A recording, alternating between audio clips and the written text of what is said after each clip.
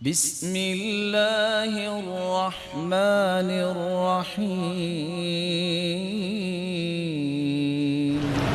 نماز پڑھتے وقت سترے کا حکم ہے۔ آج کل مسجدوں میں لکڑیوں کے سترے بنا کے رکھے جاتے ہیں، طریقہ ٹھیک ہے۔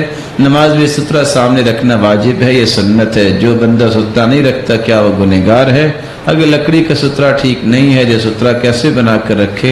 کچھ لوگ یہ سوال کرتے ہیں۔ رسول اللہ صلی اللہ علیہ وسلم کے فرمان کو سمجھیے، لا تصلی الا الی سترہ۔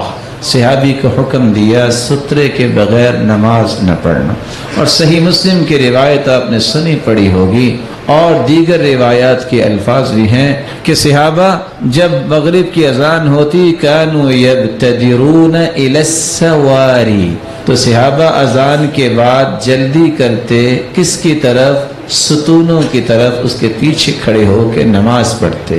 اور اگر کوئی ستون کے پیچھے بیٹھا ہوتا تو سیدنا عمر کہتے باتیں کرنے والوں سے زیادہ حق ستونوں کے پیچھے کھڑے ہونے اور بیٹھنے والے نمازیوں کا ہے کہ اس کا سترہ بنائے۔ بلکہ آپ حیران ہوں گے، عبداللہ ابن عمر تو اپنے غلام نافع کو کہتے تھے وَلِّنِ ظَهْرَكَ، بیٹھے رہنا، اٹھنا نہیں ہے، میں آپ کو سترہ بنا کے نماز پڑھ رہا ہوں۔ تو سترے کے بغیر نماز کیوں نہیں پڑھنی چاہیے؟ لا يقطع الشیطان علیہ الصلاۃ، تاکہ شیطان اس کی نماز نہ توڑ دے۔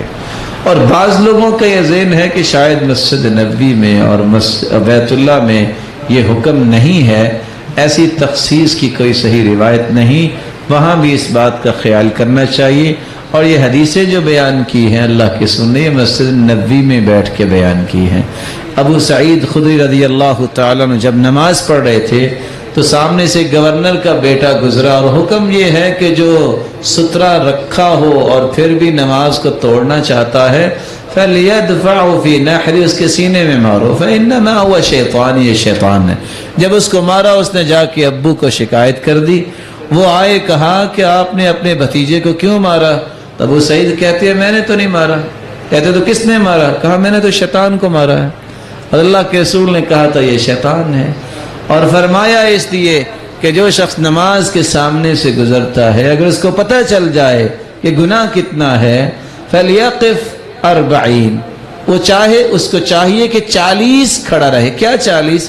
راوی کہتے ہیں پتہ نہیں 40 دن کہا کہ 40 مہینے کہا کہ 40 سال کہا۔